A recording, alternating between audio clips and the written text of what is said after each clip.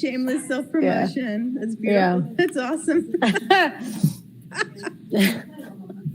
Shameless self-promotion. Yeah. That's awesome. Shameless self-promotion. Yeah. How is that? All right, Chair, we are now live. Hi. How is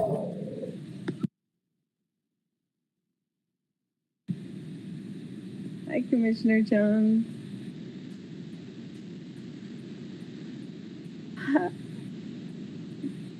Hi, everyone. I'm Tanya Rodriguez, Chair of the Human Relations Commission meeting.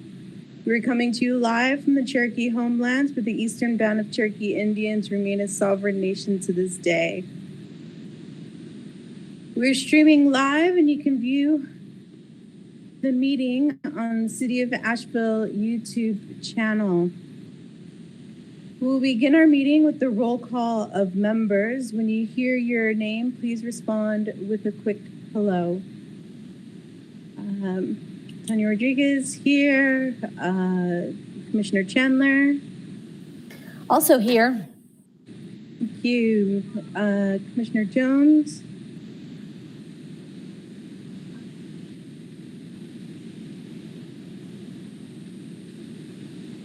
Here. Commissioner Debolo. Present.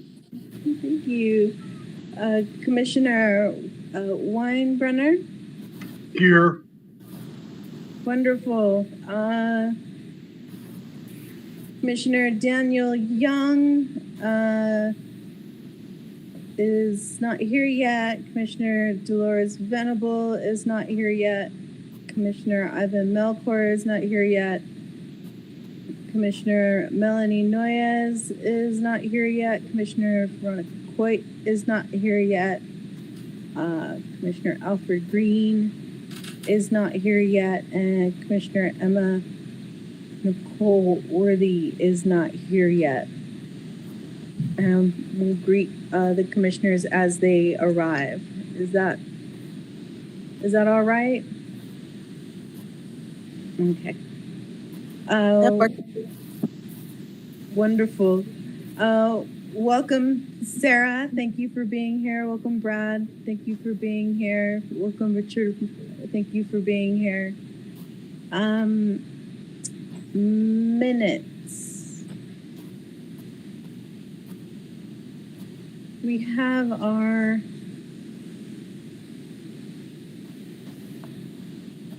May minutes. Welcome, Commissioner Oliver. Hello, everyone.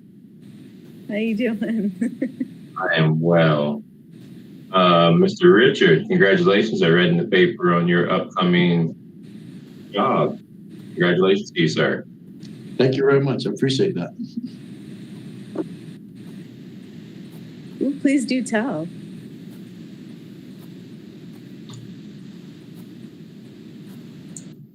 Do you want me to explain? Is that? Yeah. Oh. I want to celebrate you too. He's I'm leaving. the town manager of the town of Carrboro, and I'll be with the city until August 11th, and heading on to Carrboro shortly thereafter. Oh, wow. Congratulations. Congratulations. Thank you. Thank you for your service here. You've been amazing. It's an honor to serve with you. Thank you. It's been my pleasure. In its capacity. We miss you. I echo Madam Chair, and congratulations. That's awesome. Welcome, Commissioner Venable, and welcome. I keep on wanting to call you Congresswoman. Maybe I have a future vision.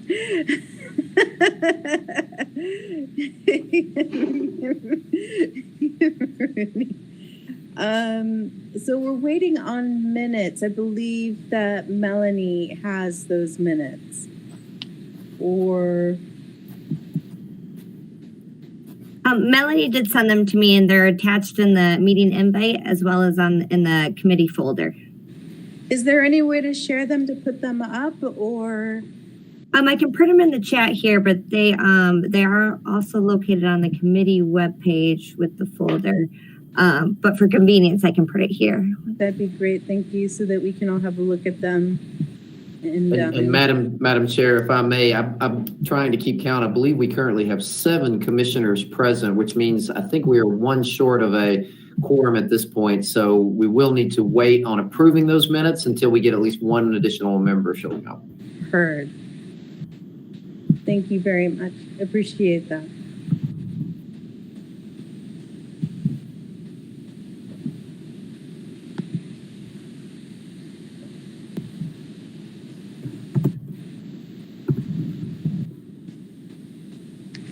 I just want to say hello to the room and Hello. I'm sorry. Okay. So I'm at the door. So just saying hello to the room and want to wish Mr. White great luck on his future endeavors. Go Cardboard Go, and great luck. So thank you for your service here in Asheville. The native son always has to go away. We hate to see you go. We hate to see Asheville talent leave here. I was just having reflections upon this the other night, but thank you for your time here, and great luck to you, sir. Thank you very much. I appreciate that.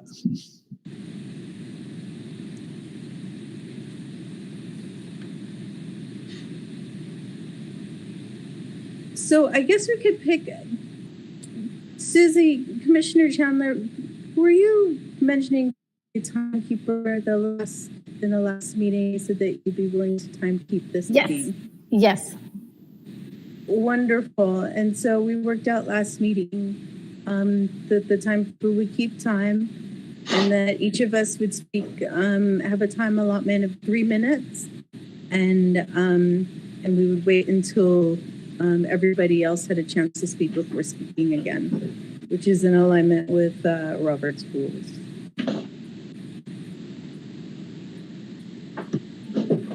And meaning flow. Can you clarify that I am keeping time when we are having conversation around a topic, or am I also keeping to the agenda time? Absolutely. When there's discussion. Discussion. And so, yeah, absolutely. Yeah. I have to adjust my 1 minute timeout timer for my toddler to a 3 minute discussion timer. There you go. And if possible, to make sure all your mics are muted so that we don't get any feedback throughout the meeting, or random interesting noises in the background. It looks beautiful where you are, Commissioner Double-O. Thank you. I'm actually in the backyard where I was born and raised.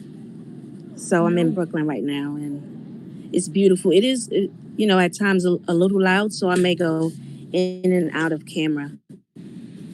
But of course, stay on mute. But thank you. Oh, that's wonderful. That's good.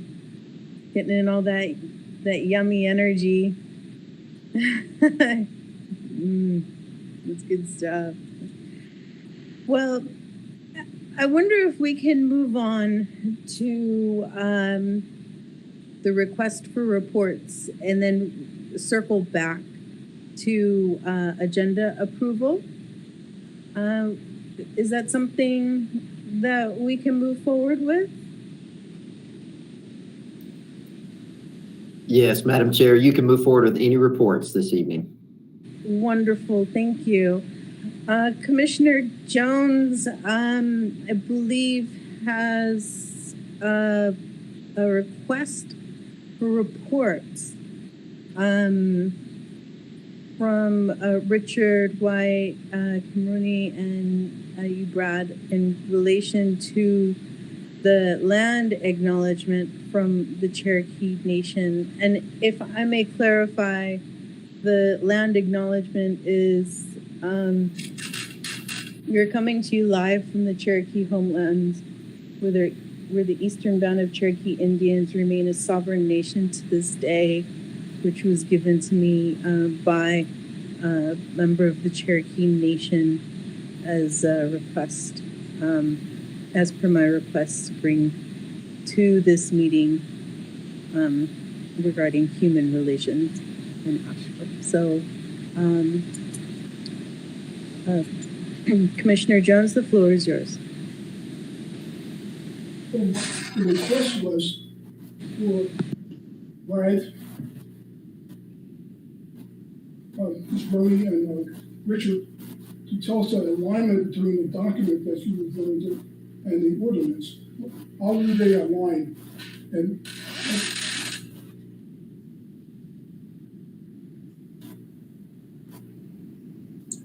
I'm sorry, I'm not able to hear Commissioner Jones. I don't know if other folks are, it might be on my end. I'm not able to hear him well.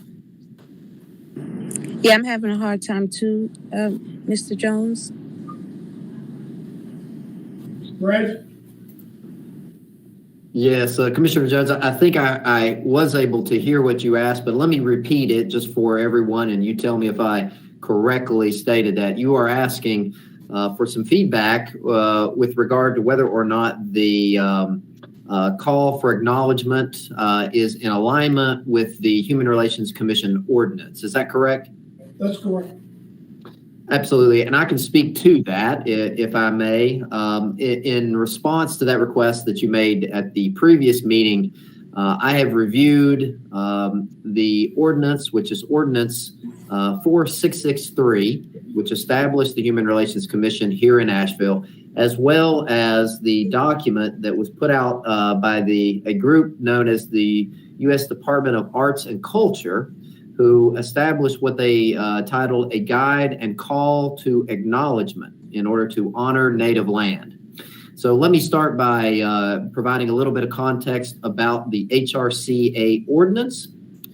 It was established with the express purpose to promote and improve human relations and achieve equity among all citizens in the city of Asheville. To do this, you are charged with prioritizing racial equity, encouraging and ensuring diversity, fairness, and equity inclusion within the community. Now, specifically, you are tasked with identifying and assisting in addressing all forms of individual, institutional, and community discrimination through education, advocacy, and policy recommendations. So that is essentially the areas of the ordinance that I think may be pertinent to what we're talking about this evening. The question that we would ask is, does the land acknowledgement essentially promote human relations as defined by the ordinance? As I said, I have reviewed the U.S. Department of Arts and Culture document, and I think it's important, first of all, to state that despite the name, that this is not a group officially affiliated with the United States government. This is a private organization who has stated a stated mission that essentially is intending to, and let me quote some language from their documentation, to establish this land acknowledgement as a concept primarily envisioned by this organization, with the stated purpose being to repair relationships, create reconciliation, and inspire new relationships. I would go on to say that in looking at their documentation, there is quite a bit of information about increasing the public consciousness around Native American sovereignty, cultural rights, and increasing equitable relationships and reconciliation amongst that groups, as well as the community at large. There is an emphasis placed upon repairing relationships through truth-telling and reconciliation, hoping that this will inspire ongoing action and future positive relationships. In reviewing these two documents, I can say that it is, in my opinion, not expressly stated in the ordinance that this is specifically something that is tasked with this commission as a duty. However, I would also say that it is absolutely not prohibited by the ordinance. There is quite a bit of information that overlaps, specifically addressing some of the reconciliation as well as racial equity and acknowledgement. I would see at this point that there is no specific prohibition or issues between the ordinance and the land acknowledgement. And I would say that generally speaking, taken in the context of a public meeting such as this, I would suggest that it's within the rights of any particular member to make such a statement, as well as the group at large to take any vote on behalf of the full commission to determine if the commission itself as a body would like to make this statement. But I would suggest that there are no specific limitations or prohibitions in the HRC ordinance that directly conflict with this particular acknowledgement. But I'm happy to answer any questions that anyone has about this. Thank you.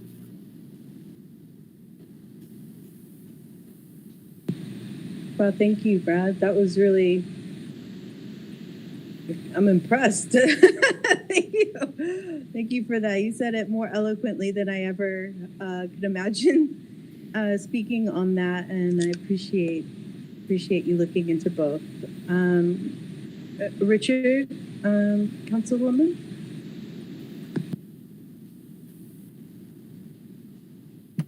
This is Kim. I'll just name that it is my understanding that for our advisory boards and commissions that the chair and possibly the vice chair might work together with staff to bring together an agenda for the group, and that I support the work that this group does to organize an agenda, including the land acknowledgement. Yes, I don't have anything to add other than I will say that I've been on other calls with other governmental employees around the country, and I'm hearing the acknowledgement take place in other communities as well.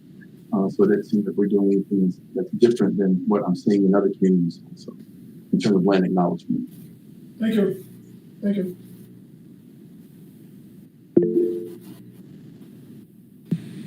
Thank you very much, Councilwoman Marie and Richard.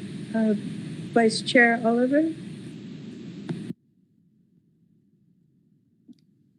I can wait. I was just waiting to see. I would like to add something to the HRCA's overall agenda. So whenever you'd like to hear that, I would be willing to tell everyone.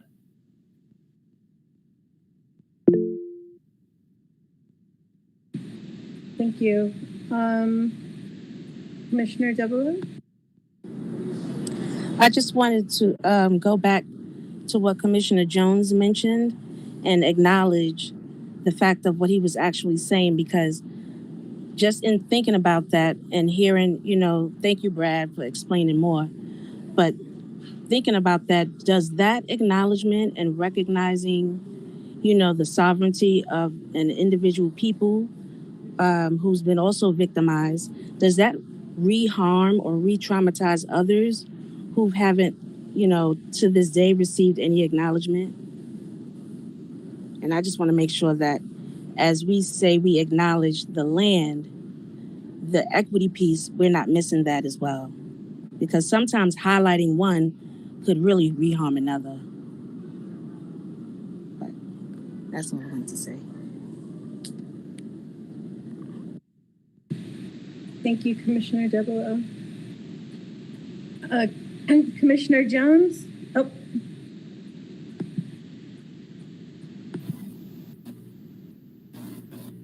I am not going to say, I don't want this to be about me. I want the commission to know what we're saying when we say things like land acknowledgement. If everybody seems to be okay, even though we're going to vote on that acknowledgement. It's not about me. I just want to make sure it's clear to everyone. And Brad did a great job in making it clear.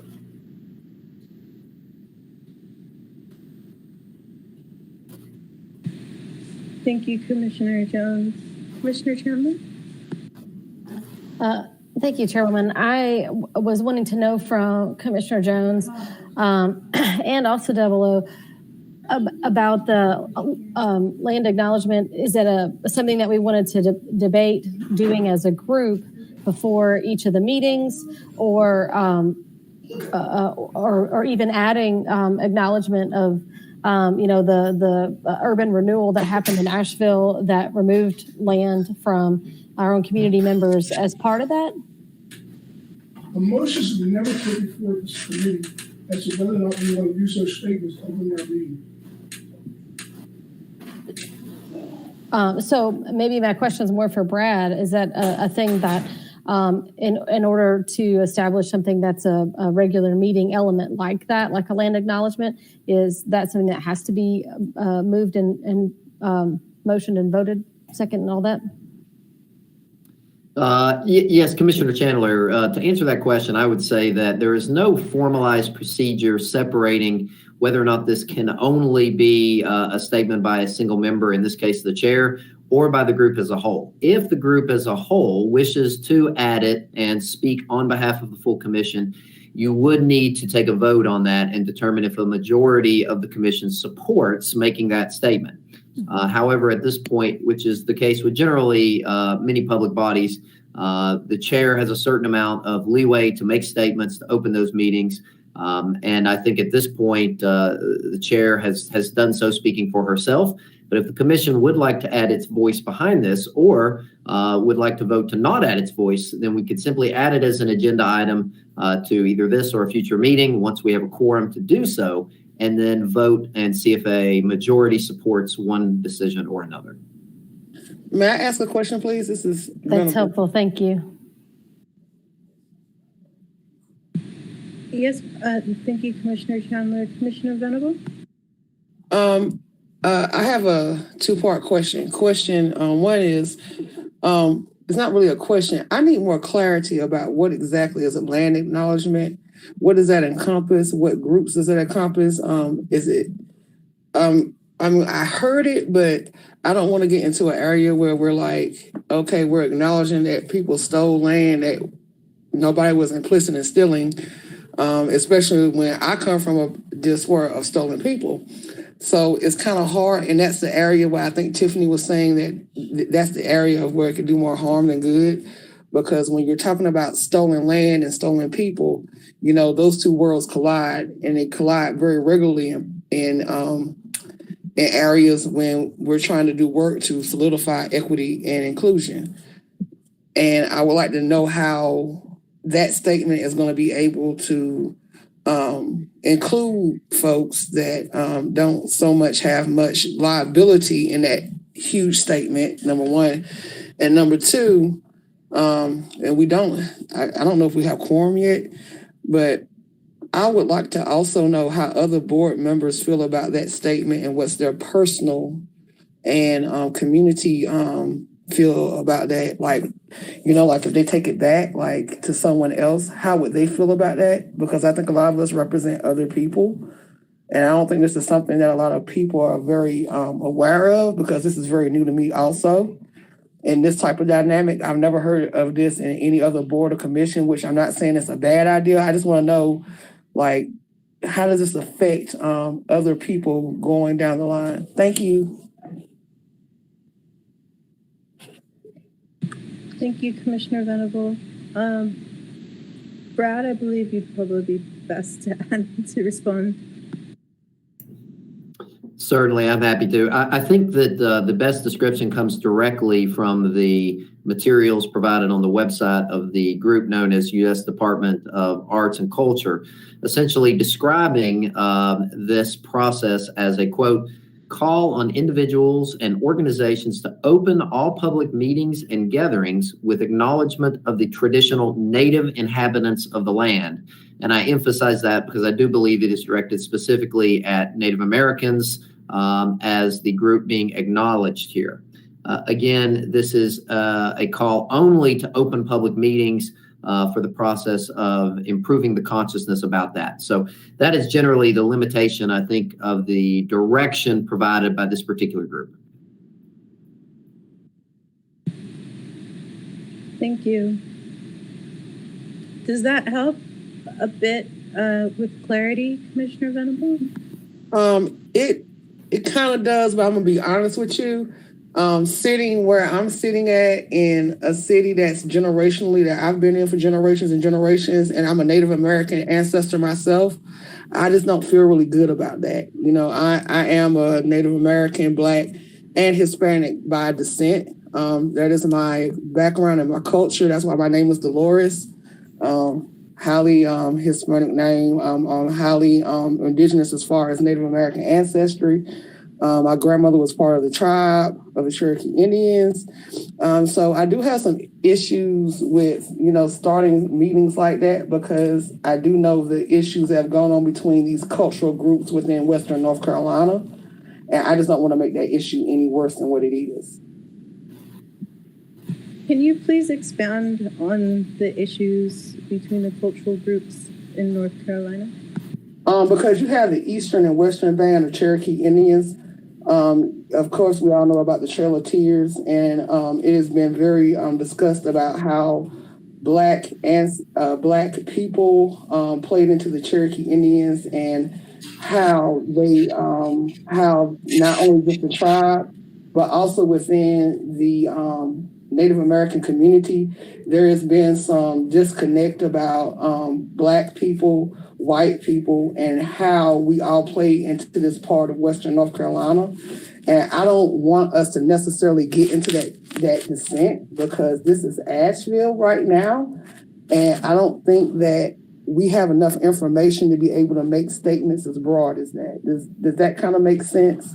Without having more community input. I don't want us to be a board that's saying that we're doing equity and inclusion when we don't have a broader input about should we be making these statements as opening boards. I do understand the necessity of it, but I also don't want to be the one entity that says we're going to start something that nobody else has input on, especially outside of ourselves. Does that make any sense? I mean, I get it, but I'm just trying to make sure that it's fair to not do it just because we want to, but because we have other people within our community who also understand this and can be able to acknowledge that aspect also. I hope I make sense. I'm trying to. I can. Thank you very much, Commissioner Venable. Commissioner Devereaux? I just also wanted to go back to what Commissioner Chandler mentioned as far as, recognizing and including individuals or families whose land have been taken in Asheville, like Black families who've been uprooted, and through generations, their generational line has been changed because of their uproot, even on a local level. And I know it's not all hashed out, but Susie, I did want to acknowledge that you mentioned that, and I thought that was a great idea to maybe even explore. Thank you, Commissioner Devereaux. Commissioner Floyd? Yeah, I had two questions. One, maybe to city staff, I think. Would it be possible to put out a survey to ask the Asheville population if they would like the land acknowledgement at the beginning of our meeting?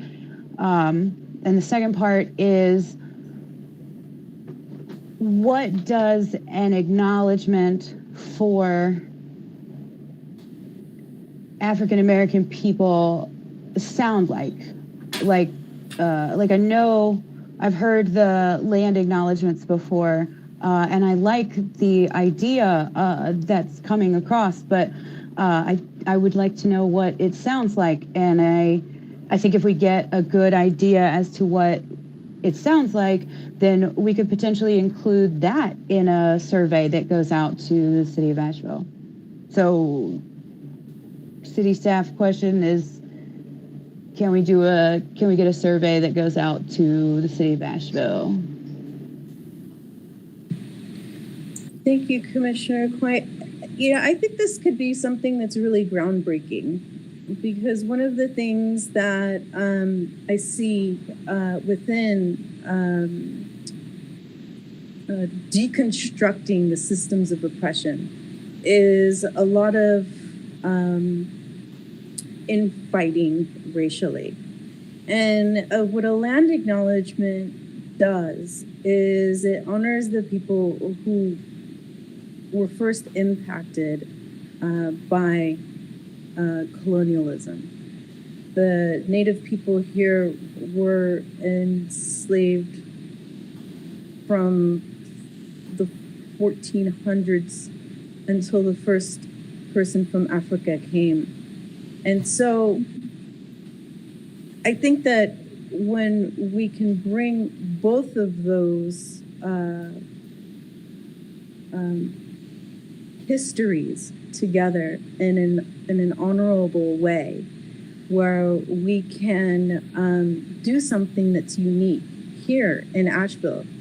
And Asheville is known for its uniqueness. And I think that that might be something that can be really, truly groundbreaking, where we can have a land acknowledgement honoring the sovereign nation, the Eastern Band of Cherokee Indians, and also the people that were brought here not of their own volition, to put it nicely, because any other way is egregious, to bring forward that recognition of historical atrocity, to build the foundation of this this commission in honoring the long legacy that has brought us to this place where we need a commission to determine what is needed to uphold human relations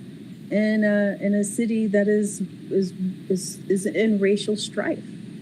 And so it's, you know, I love the idea of joining those two together, and I truly believe that that, as I shared before, that can be an absolutely groundbreaking forward motion of setting a standard for public meetings, and I really would be interested in seeing how that looks. I would like to, Commissioner Jones and Commissioner Oliver, if you give me a moment, I would like to ask for a volunteer to maybe see if we can join together the land acknowledgement with an acknowledgement to the people that are descendants of enslaved people here in Asheville, to honor the legacy and the lineage that is here, and the continued oppression that is present. So if anybody would like to do that, you don't have to answer now, just think on it, and maybe we can do this today, or maybe get a volunteer and start like a little mini working group of maybe 2 or 3 people to really write something that's super powerful, that everybody just goes, that's what human relations look like.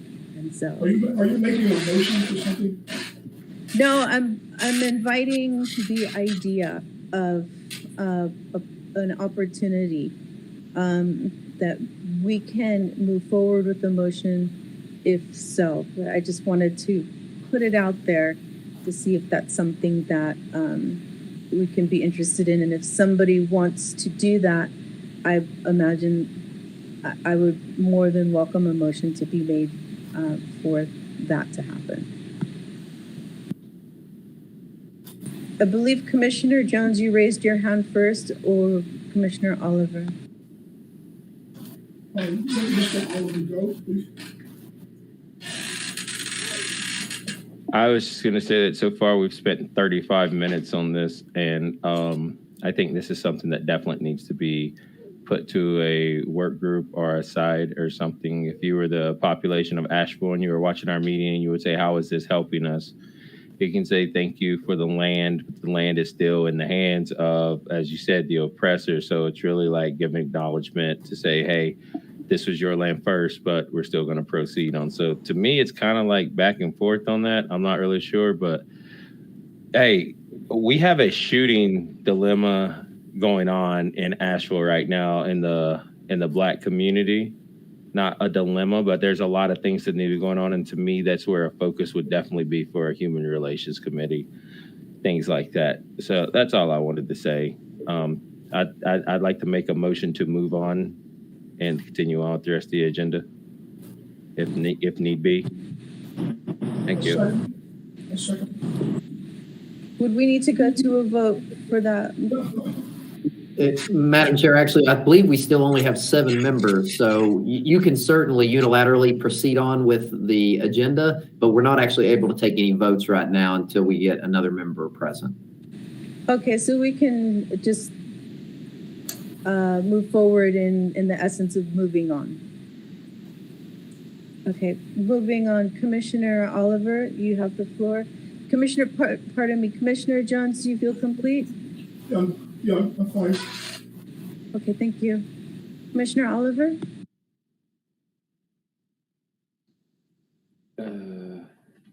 Okay, sorry, my son's headset. Being a commissioner on other commissions, committees, I would like to put out there that we need to be working with some of these other groups in order to attack some things. Well, attack may not be the right word, but to try to take care of some things that are going on in the community and the city as a whole. We have to speak out to these and we have to start making some action. It's to the point now where like lives are definitely being taken. I have not been impacted personally, but indirectly I am. And it's another loss of a life, no matter what the reason, color, gender, or anything, something that could have been avoided.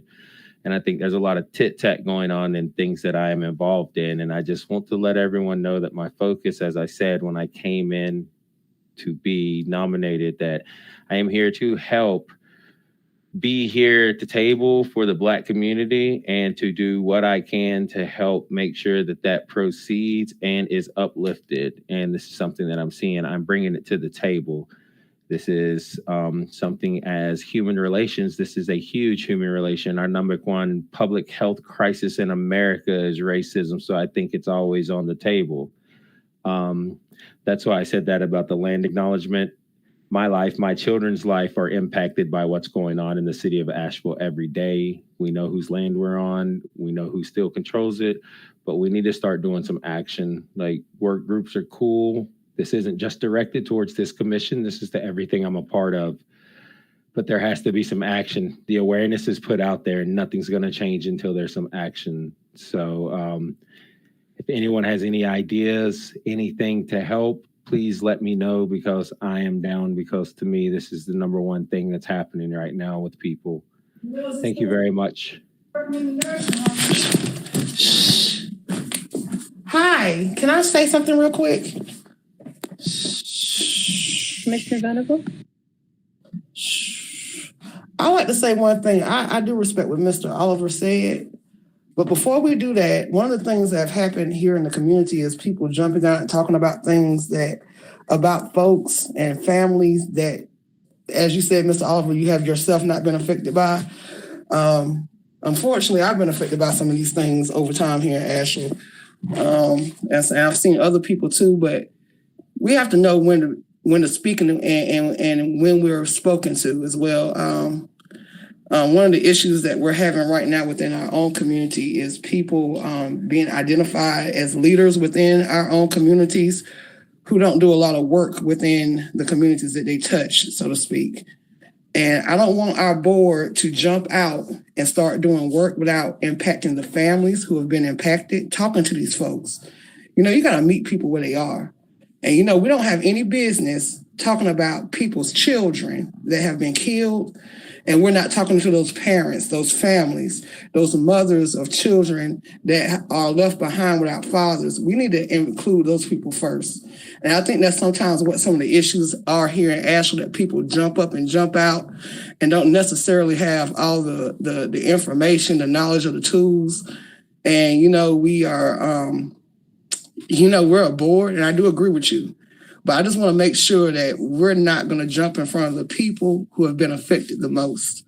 And so we need to bring these people to the table, because if we're going to act upon what's happened to them, we need to have the stories of these folks firsthand. We don't need to be going off of hearsay. We need to know what happened. We need to know, how this has affected these families. A lot of these folks have children who have children. It's generational.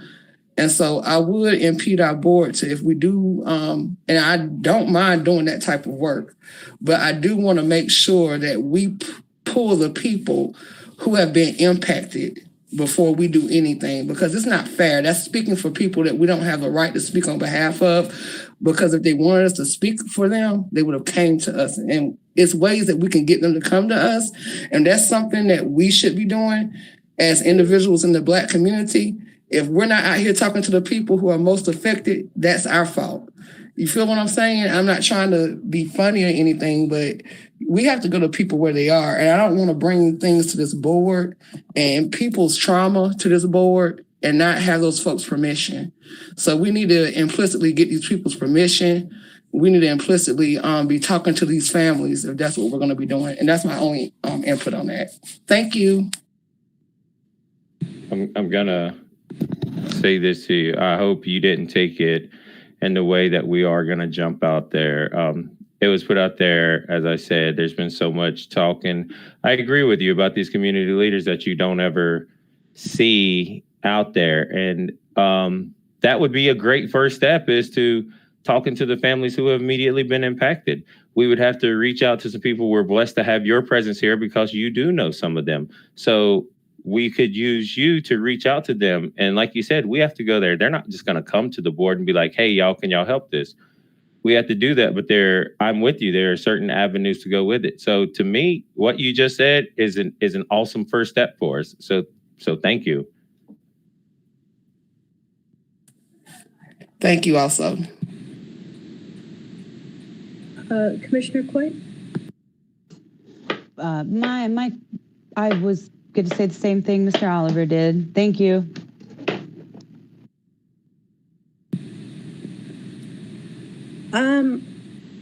Commissioner Venable, thank you, Vice Chair Oliver. Commissioner Venable, would you be willing to do the work in connecting with the families that have been impacted by these egregious shootings here in Asheville? And I'm hesitant to bring them before the HRCA only because there's a possibility that that what is happening is being brought forth is at their expense. And so there's a very delicate line to bringing forth people's trauma at their expense instead of for the greater good of the community. And so I wonder how that can be done in a way that honors the delicacy of how delicate the situation is, while also bringing awareness to the issues that are impacting the community as you shared today. So is there a way that you can possibly handle that, Commissioner Venable, and maybe bring statements to us from the families that are impacted so that we can best know what steps to take to move forward to recommend policy to City Council that will better protect the community at large? Okay. Woo, that's a loaded. This is a very loaded situation, and I'm speaking from two different hats because I have to speak from the activism hat of where I do work at, and then talk from another whole personal avenue, if I may be allowed to do so. It'd be very brief. And you're very right. I don't think right now what we need to be focusing on are necessarily the families who have been directly impacted here lately. This is a very traumatizing situation to even discuss. There are some things I'm not at liberty to discuss that I cannot discuss. you got a lot of broken hearts in Asheville. I want to take the words of the senior, Mr. Bacote. He said, and this is a 91-year-old man, and I've heard him say it before, Asheville has a lot of broken hearts. So we're dealing with communities who are not only marginalized, they've been victimized. And their stories are already out there. I think as a board, what we need to be focusing on is how to relegate their suffering to minimal as possible. One of the things, if we're going to talk about one issue, is we need to talk about the financial impacts that our city has had upon our residents. Why people cannot, A, afford to live here, whom are of the same demographic as the children that we're talking about. B, why aren't their parents being able to afford to live here? Why are people put into these marginalized situations? These are the things that we need to be talking about. And we don't have to talk to people about that. These are things that we have data on. We need to start dealing with the things that we have before us. Use the tools that we have. And I don't like to use people as tools. And that's why I'm very skeptical and totally against bringing people in front of folks who are sometimes, and a lot of times, part of their suffering. That's traumatic within itself. And that's why I'm totally, because it took years for me to get to the place that I am, to where I feel comfortable enough. And a lot of times I don't. A lot of times after these meetings, I have anxiety, trauma. You have to go through things. And so I don't think a lot of people understand that these are spaces that many of us are in, and it's simply due to luck a lot of times. These are discussions that I see on public platforms, and I sometimes just let other people talk so I can just see what they say. This is a discussion that took place on another public page here just a couple of days ago, when people talking about, how politicized some of these board commissions are, and you don't want to politicize people's angst and their suffering and the loss of their children. So I don't want to use our board in that aspect, but we do have a disparity study that we can use. We have determinants of health that we know for a fact that Black individuals in this city suffer from strategically, have been impacted generationally. These are the things that we can be looking at as a board. And you don't necessarily need to have working groups. We need to call these entities into accountability. You have right in front of us where we can just ask people to come and just give us a simple report about what have you done to improve Black businesses over the last 2 years? What have you done to improve the relationships between, people and policing and communities? What have you done to do this? These are things that we can tangibly do. But I don't want to use, the suffering of other people to legitimize our work. I don't know if that makes sense. And I'm trying to be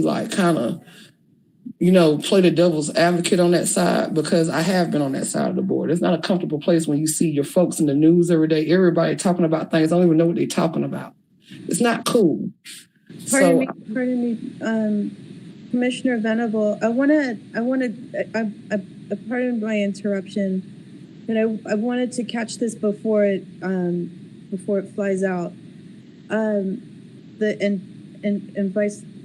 Vice Chair Oliver has raised a hand.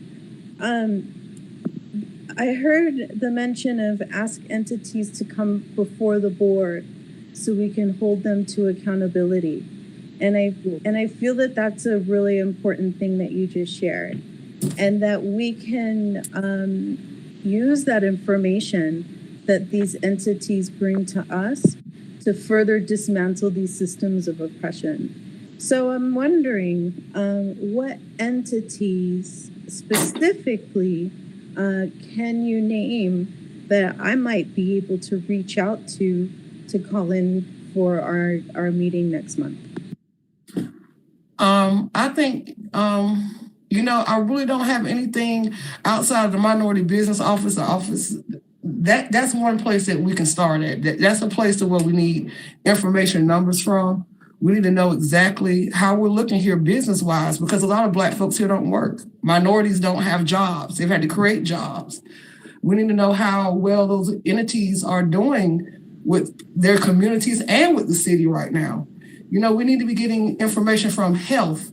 Since the pandemic, what's the mortality rate here in Asheville for people of color and Black communities? You can go get Mission to come through and talk about that.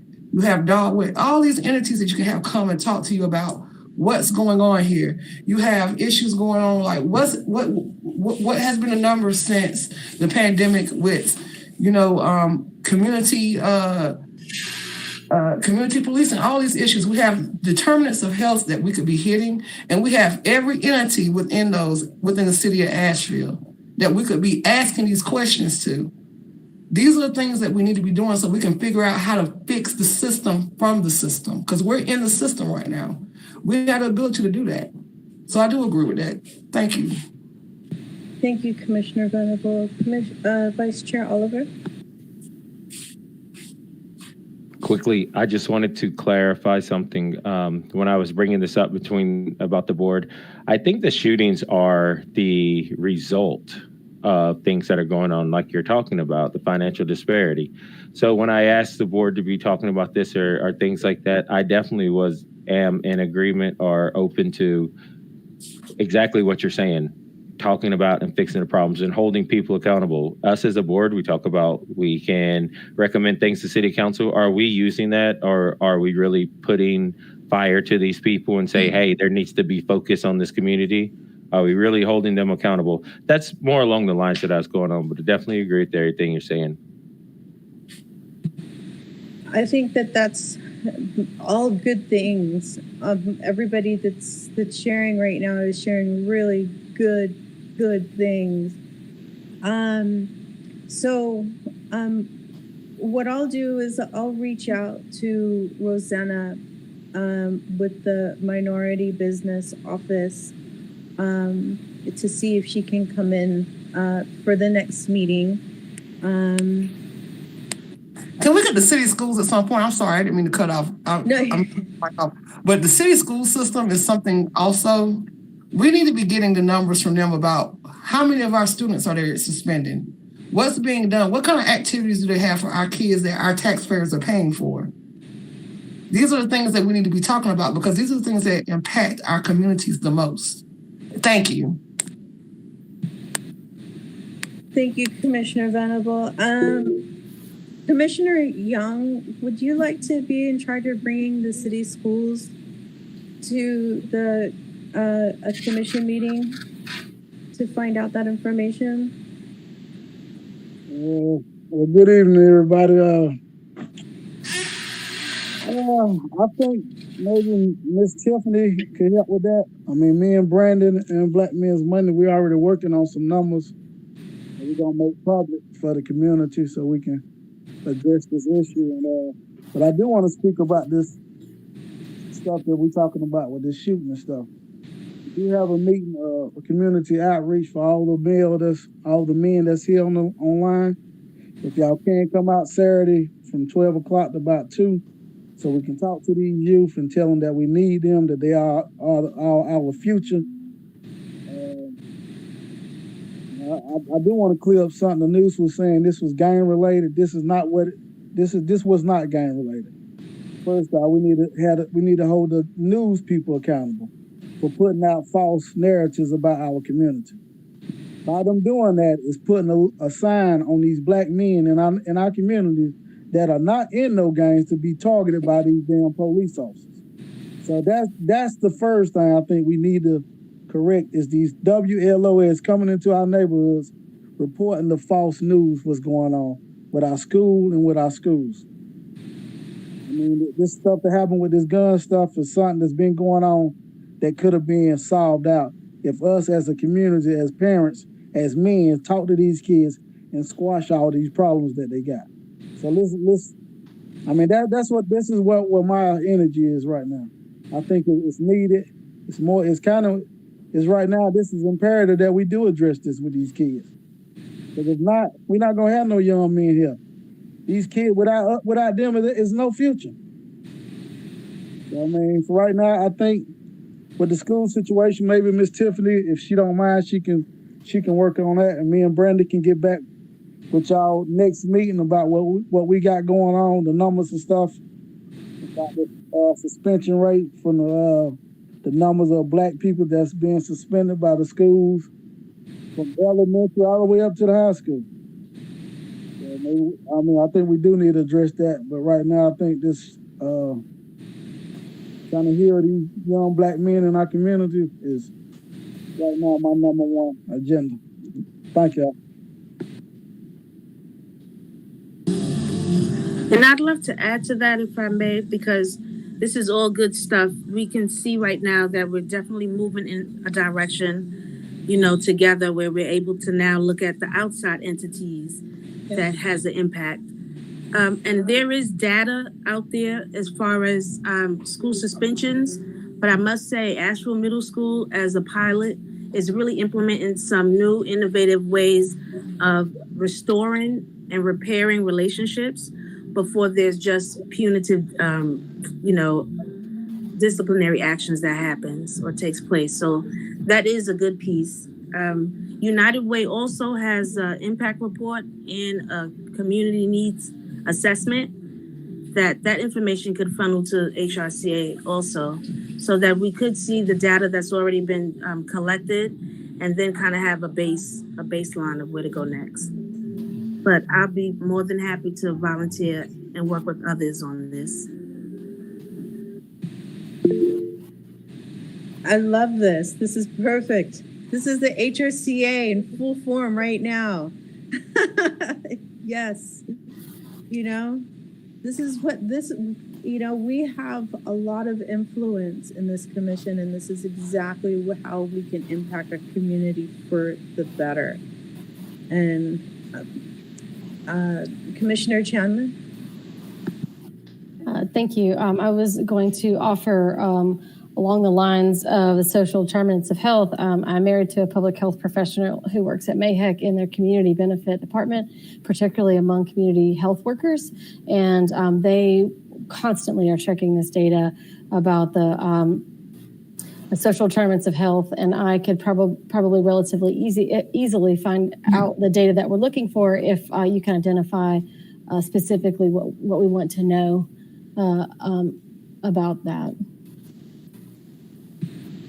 So thank you very much for that. So the data would be the mortality rate, where are we with COVID in relation to racial distribution of vaccines. What's our vaccine rate here in Asheville?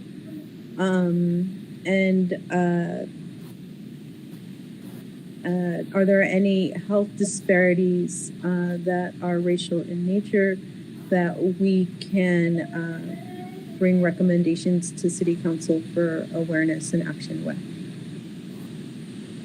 Does that sound about right, Commissioner Venable? Yes.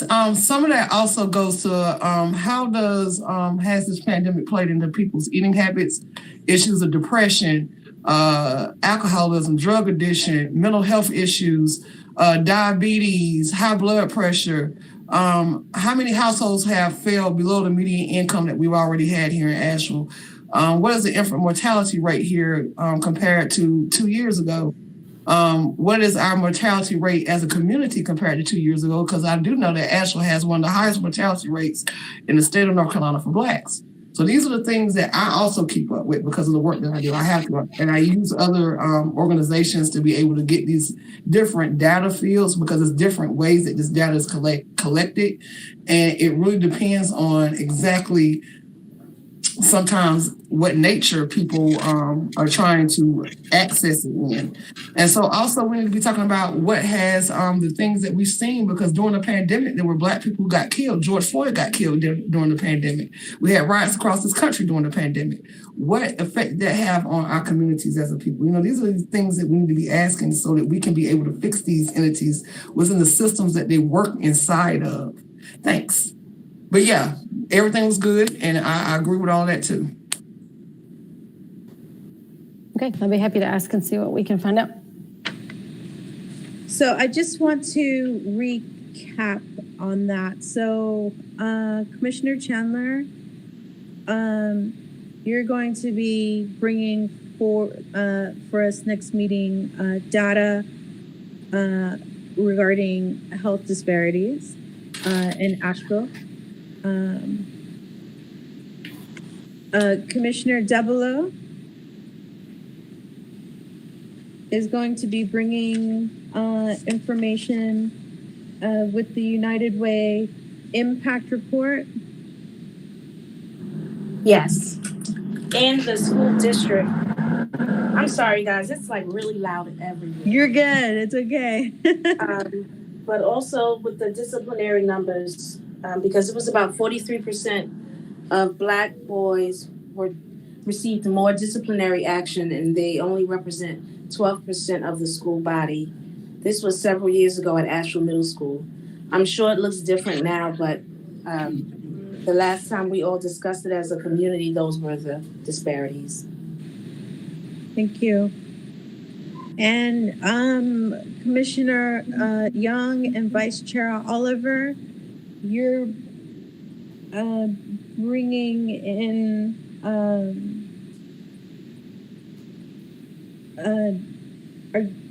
would you like to bring in Asheville City Schools for that, or just to recap on, because I just want to make sure that I have everybody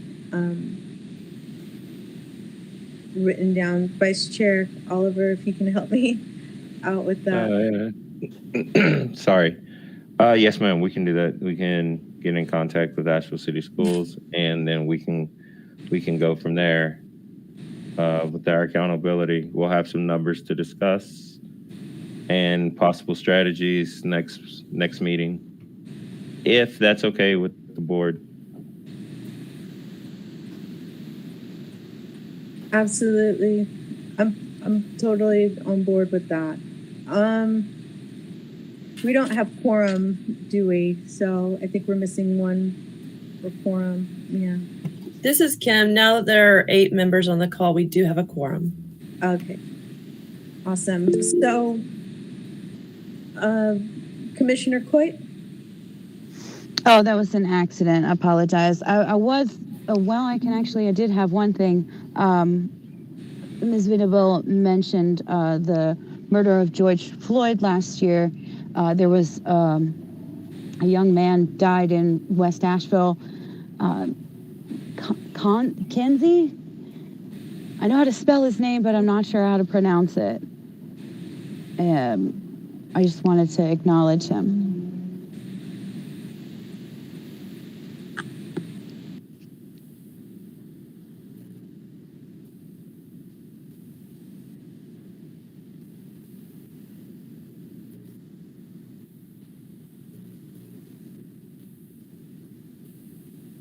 Commissioner, thank you, Commissioner Quinn. Commissioner Venable, would you like to maybe if I send you the land acknowledgement, if you can write an addition to that honors the people here in Asheville that are descendants of enslaved people, or if Commissioner Jones would like to add to that, I think that might be a really good thing that we can bring forward next meeting,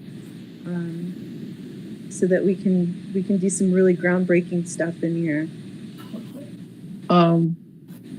I personally wouldn't have an issue with it, but I also know that I'm not the only voice of Black Asheville. It's 12,000 Black people here, and I don't really feel comfortable.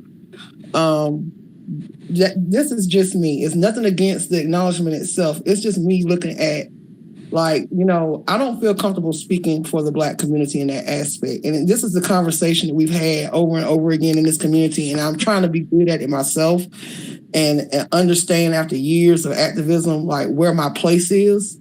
And it's not my place to speak on behalf of the entire Black community. So with something as that, I do not feel comfortable writing something on my behalf. I would need to go out, and it would take me months to be able to do that, to go door to door to every, because that's what I do. You know, when I want to know something about the Black folks who live here, I go knock on every individual door. Like when my mom ran for city council, you go knock on every door in every project and you ask people what is going on, what's wrong, what do you need?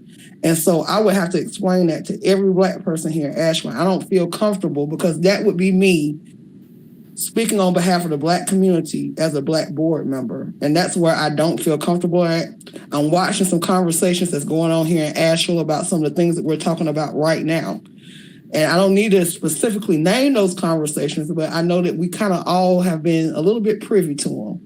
And I don't feel comfortable taking that role, you know, like I don't know if anybody else understands where I'm coming from with that, but that's a really big ask, and I'm not comfortable without taking that to every community center, within every housing development, within some places outside of Asheville where some other people who have been impacted by that issue from.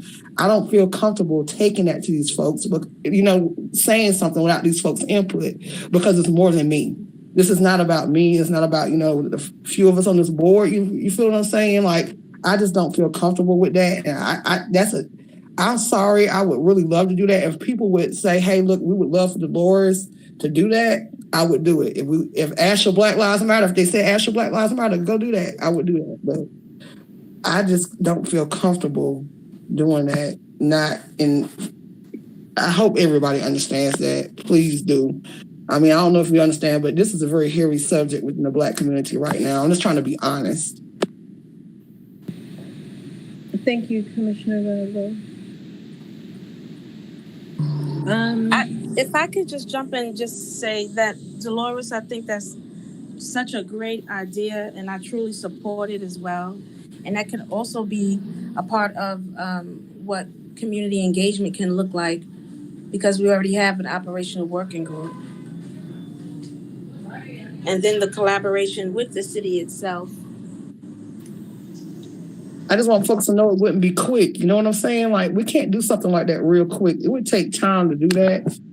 And it's going to take more than a month or 2 months or 3 months. This is, when you're talking about community engagement, you got to go places and talk to people. You got to see people where they're at.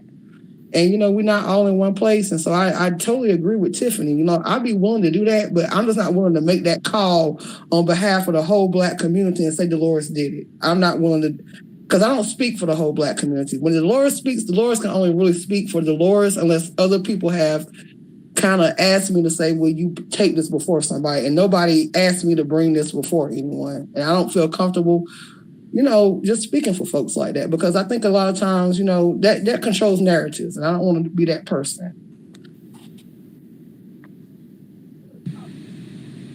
Thank you, Commissioner Venable.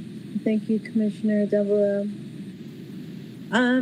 So it looks like we're going to be pretty busy up through our next meeting, and I appreciate all of the people that are willing to stand up and be of service to bringing information that we can work with so that we can impact these systems of oppression and tear them down together.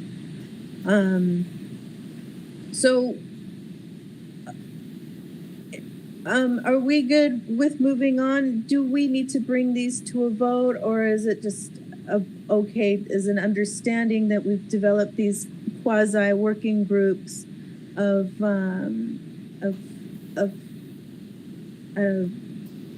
actions born from this meeting?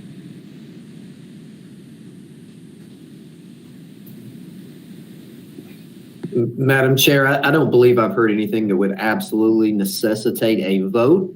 I think that everyone is free to move on with whatever their charges have been or what they've offered to provide at future meetings. If you are moving on, I might suggest you do have a quorum now. You are able to approve the minutes if the commission is willing. Wonderful. Thank you, Brad. Has everybody got a chance to look at the minutes? They're in the chat. So if you can take a moment to look at the minutes, and if everybody can raise your hand when you have read the minutes, and then we'll take a vote.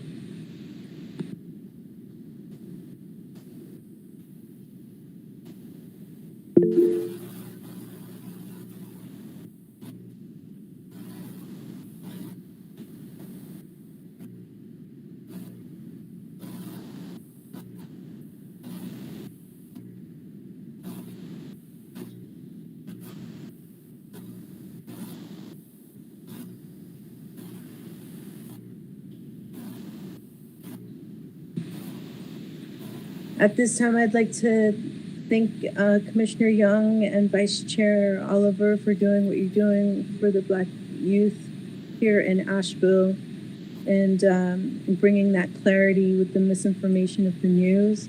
It's very important for the people watching this video to know and to have clarity on.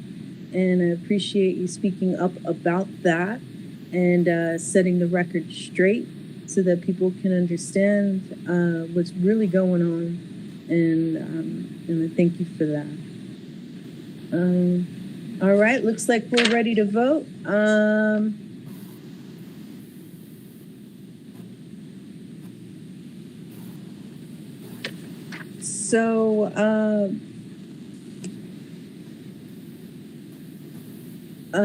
Motion to vote on minutes.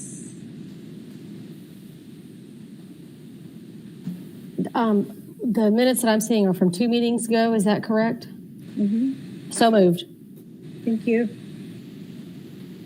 Roll call vote. Susie Chandler. Madam Chair, we do need a second. I second. Oh, Thank you. thank you. Pardon me. Thank you, Commissioner Devereaux. Roll call vote. Commissioner Devereaux. Yes. Commissioner Chandler. Yes. Commissioner Jones. Yes. Commissioner Venable. Yep. Commissioner Coit. Yes. Commissioner Young. Yes. Commissioner Weinbrenner. I'm going to say yes. And I also want to say that we made a big deal at the beginning of the meeting about keeping time. So we haven't been. So let's either do it or not do it. But I vote yes. Heard. Thank you. Vice Chair Oliver. Yes. And yes for me. Minutes are approved unanimously. Moving on, we have our next on the agenda. You know, you can leave it on there. We're coming back. We're going to the store. Your phone all the way there? A community outreach working group updates and findings. Commissioner Young, please mute your microphone.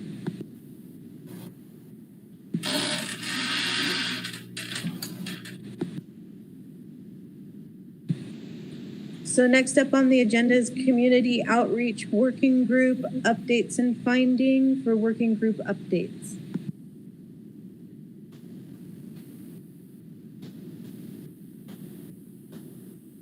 Is that something that you want me to go over, Chairperson?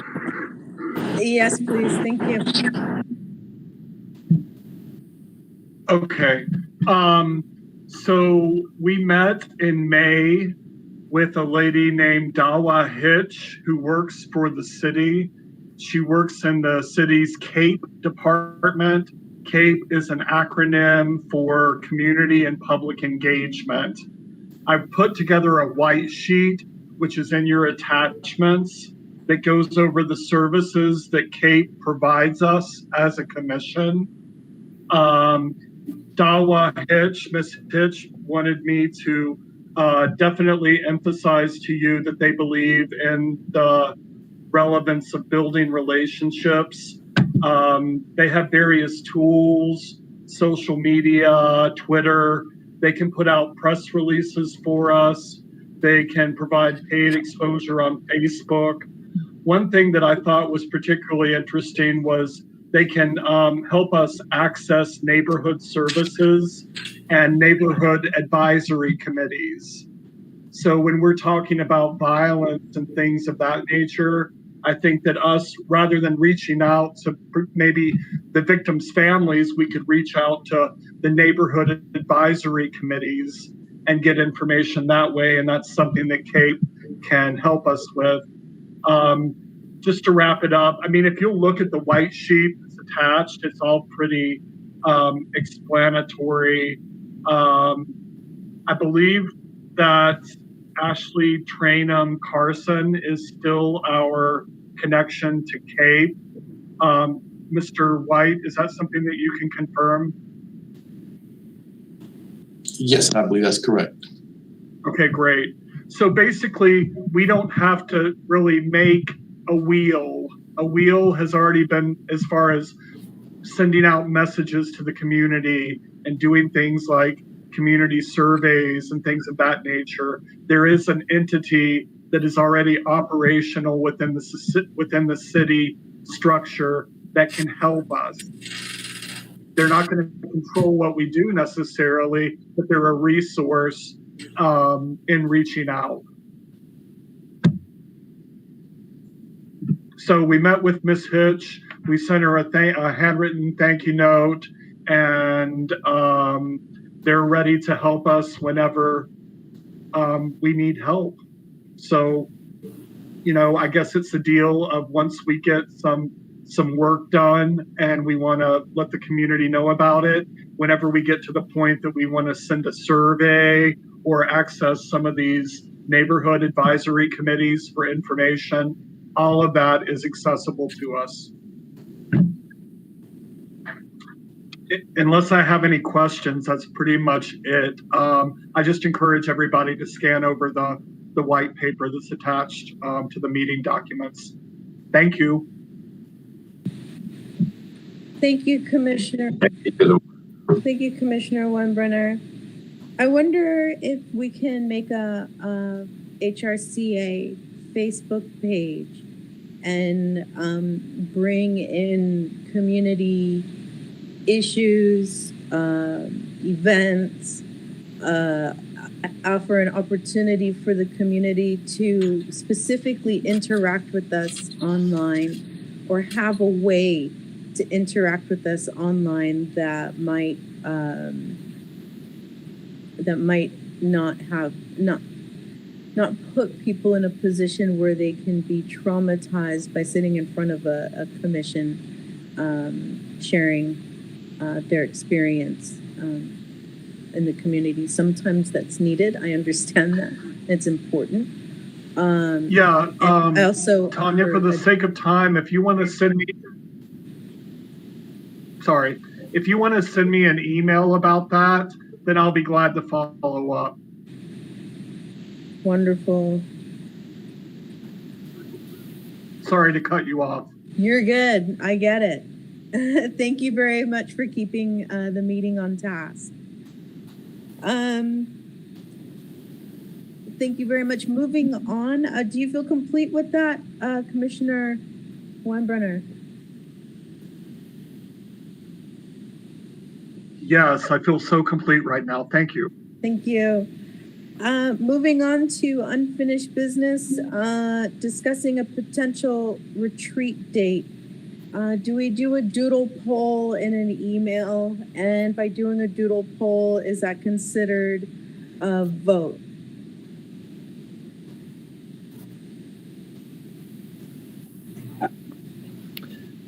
Madam Chair, I can probably weigh in on that. I think that there is a difference between surveying for an opinion and taking official action on anything.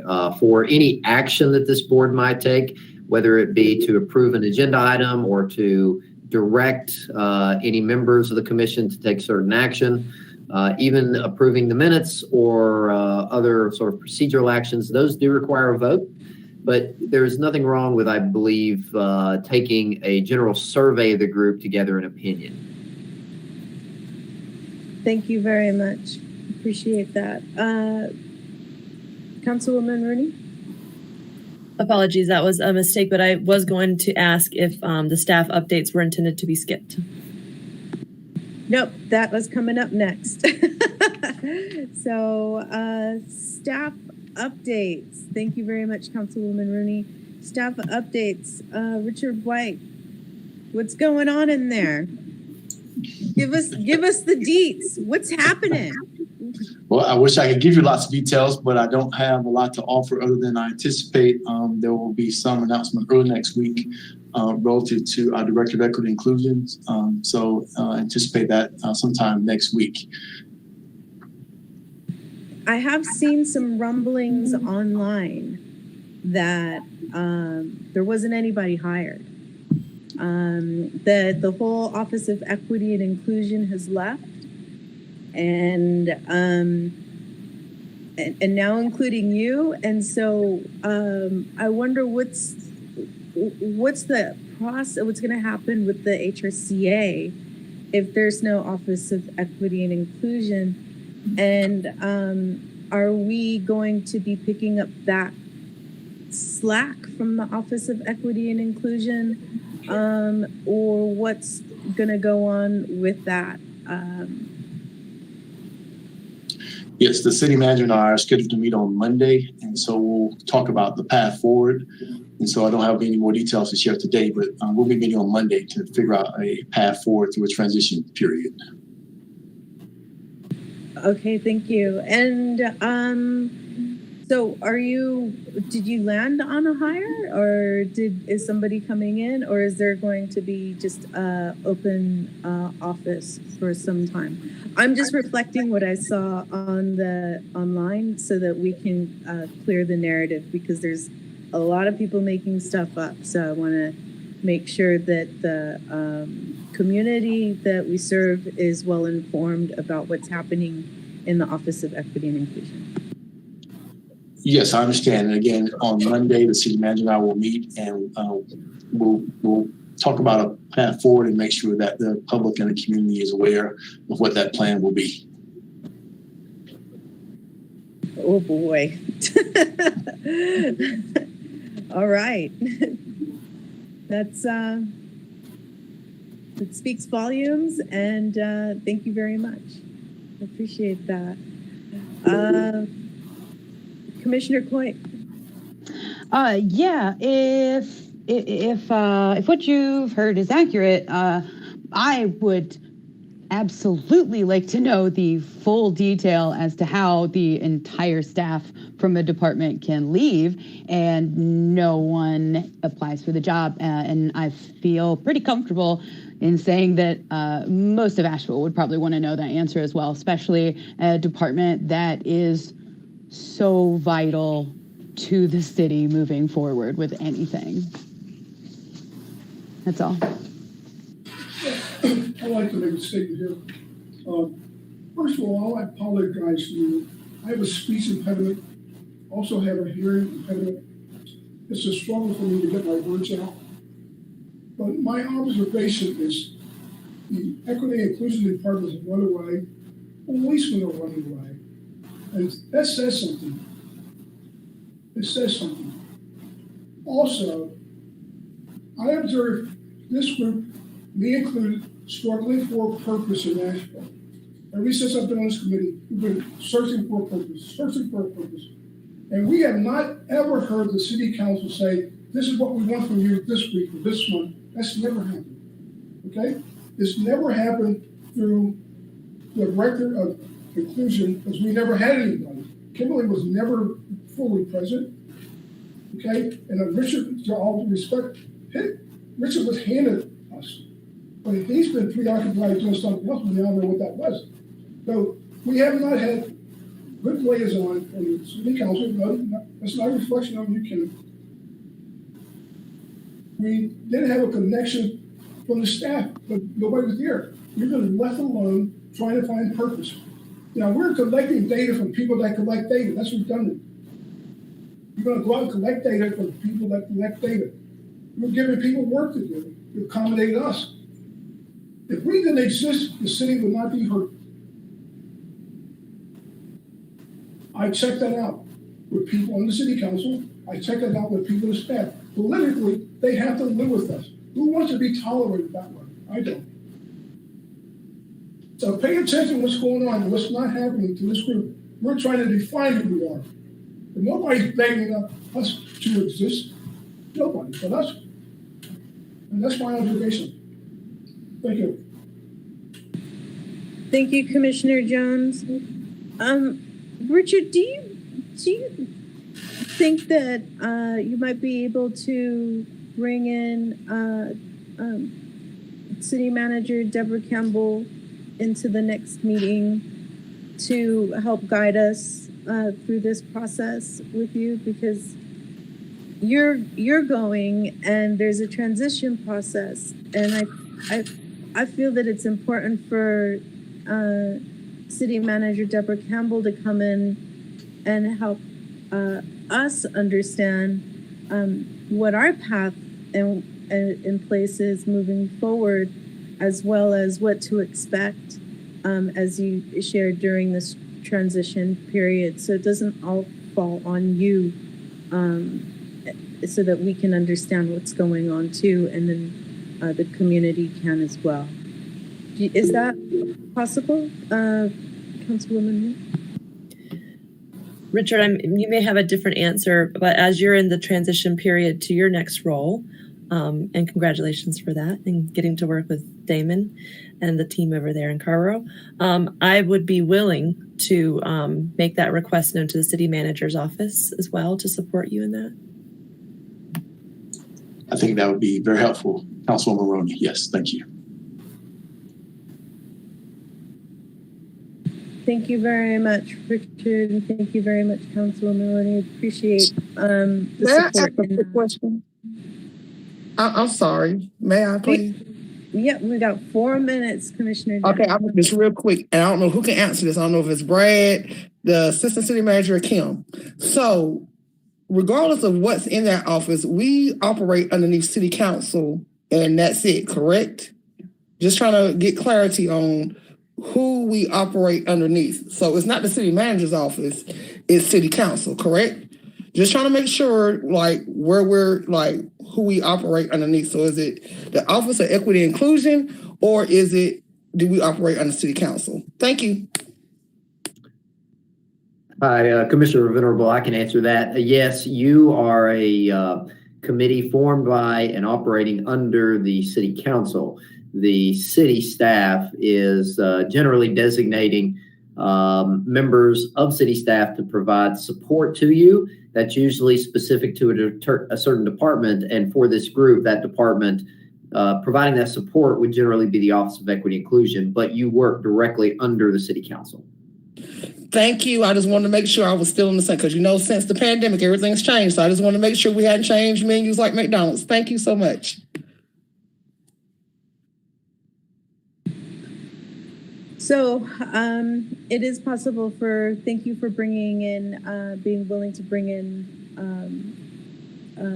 City Manager Deborah Campbell to explore our options moving forward as a collaborative advisory board with the Office of Equity and Inclusion to bring recommendations and policy to City Council in collaboration with that city department.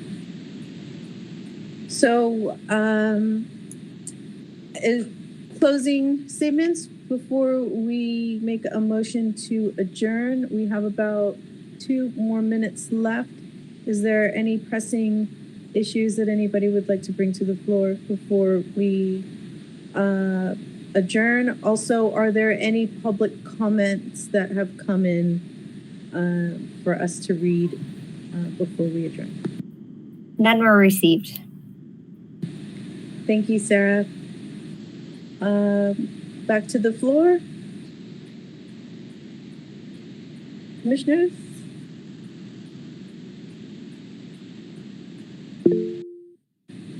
Councilwoman Rooney. I wanted to ensure that this group was aware that your fellow Commissioner Will Overfelt has tendered his resignation from this commission. He'll be missed. He brought forward good wisdom when he was with us.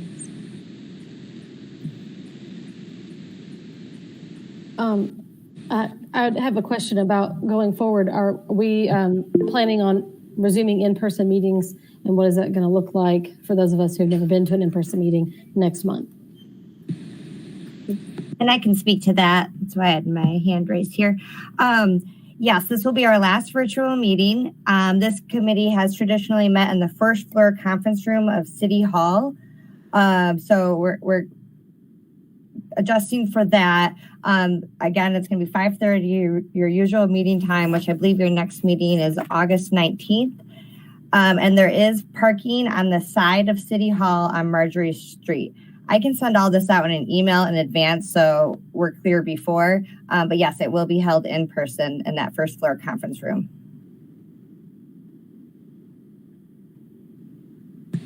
I wanted to back, sorry, real fast, just pertaining to meetings.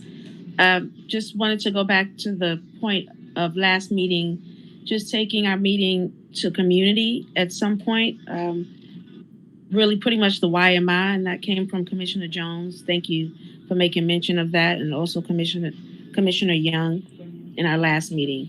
And so I just wanted to make sure that we still, at some point, even if it's September, October, that we're able to bring it into community in advance so that city staff is well aware and can adjust as necessary. I believe what was brought forward was that there needed to be access to cameras and Wi-Fi and all of the different things.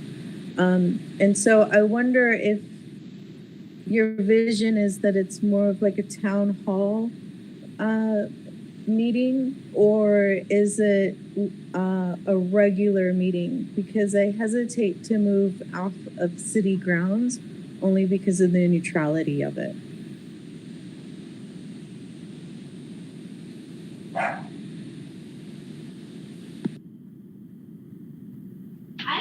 So I think that's a great idea that we should actually bring back to the commission and just see as a team what works best. But I love the idea of the town hall setting, and it can also kick back to community engagement so that work group, we can come and bring a proposal. Perfect. Okay, so we'll talk further about that. Susie, Chris, anything you want to add? Can I ask one final question? Kim, Renee, do you ever have to report anything to the city council or your party in this group? There's not a clear, in my perspective, liaison role as far as what goes back and forth from the council. I have put together a report back document so that anytime a advisory board such as this one has official advisement that goes to the council, that I type that as a report and I send it to the chair of this group, in this case Tanya, and also to my fellow colleagues.